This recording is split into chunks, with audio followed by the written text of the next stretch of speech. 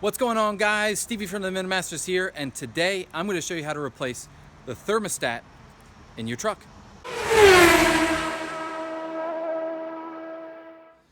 So you're probably wondering, what does a thermostat do and why do I need to replace it and maintain it? So what it does is it's a valve. It opens and closes, allowing the engine coolant to maintain a certain temperature set from the factory. Now, the factory setting for this truck is 195 degrees.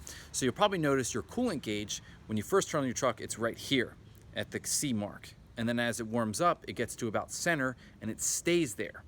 If it starts making its way to the H, the hot mark, you've got some issues. Your vehicle's overheating, and that could be low coolant, or this guy not opening up.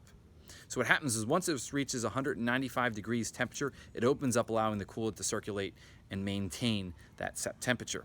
Now, when you go to look for this part, you'll probably notice that there's other degree settings, less than 195 degrees Fahrenheit and 91 degrees Celsius.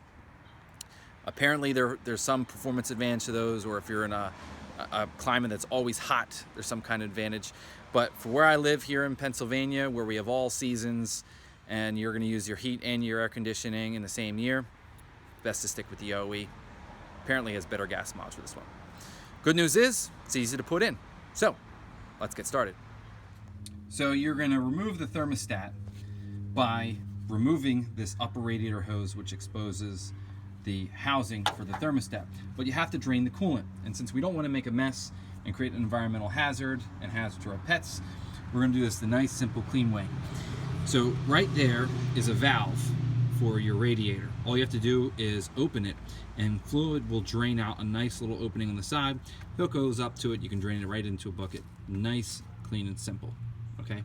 Once you drain it down to the specified level that you need to remove the upper radiator hose without creating a mess, you can then access these two bolts. So you'll see that one there and that one there. There's only two bolts holding the housing on.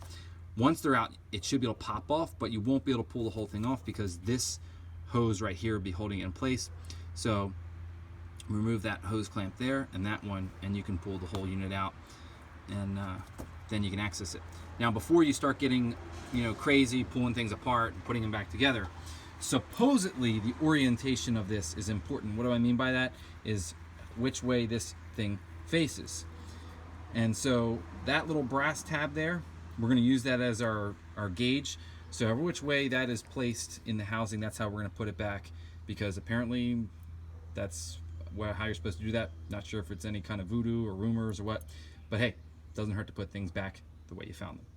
So I'm going to take the housing off, bring you guys back. So here we are. I've got the housing off, sort of. I left the rubber line in place because it just seems more a pain to take it off and try to put it back on. And I can always just pry it away for when I need to access it. So the next step here is to scrape the old gasket off. You can use a flat razor blade, which to me is as good as a gasket scraper. And then you can get the thing ready for its gasket. So Felpro makes a nice new gasket. We'll stick that sucker on there. If there's a hard time sticking, you can buy these little glues that you can paint on. It'll help hold it there while you mess around with it. And then you can take your new thermostat and put that in place. I left the older one in there so we can get the orientation just right. I'll bring you back right before I throw those bolts on. So here we are. I've got the new gasket in place and I've got the thermostat installed. The next step is to put our two bolts in like that. Pretty straightforward from there.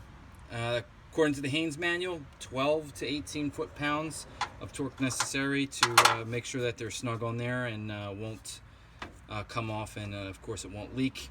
If you can't get a torque wrench on there, I wouldn't worry about it. 12 to 18 foot-pounds is a nice, good, pull on a wrench. Nothing too crazy. The only problem with aluminum is you can overdo it and you can strip it. So if you can fit a torque wrench in there, by all means do so. So real quick, guys, I said they were really tough to get at with a torque wrench. Well, this guy you can get at by fishing an extension underneath the serpentine belt, and then you'll be able to get this on there. You have to really snug it on there. It's not the easiest thing to get on there, but it works. So you can definitely sleep easy knowing you'll get the torque on that one. That other bolt is pretty much impossible to get. It's really weird because there's this casting right here, which pretty much prevents you from kind of slipping over and getting something on there. And I've even tried, smaller sockets and things like that. But like I said, at 12 to 18 foot-pounds, that's nothing to sweat. You can just do that by hand. So put it all back together, bring you guys back. So here we are, guys. Just got back from a test drive, got it up to temperature. No leaks at either the gasket or the bolts. It's nice and dry. And of course, the coolant gauge inside was reading right at the R, which is right in the center, and sometimes a little on the cooler side, which, hey, isn't a bad thing because my truck won't overheat. So please consider doing this repair yourself. It's really, really simple, especially if you've got those short rotor wrenches. They make life so much easier. So be sure to hit the subscribe icon over here. Watch some of my other videos, a lot of cool stuff on there. I'm Stevie for the Minimasters. Thanks for watching.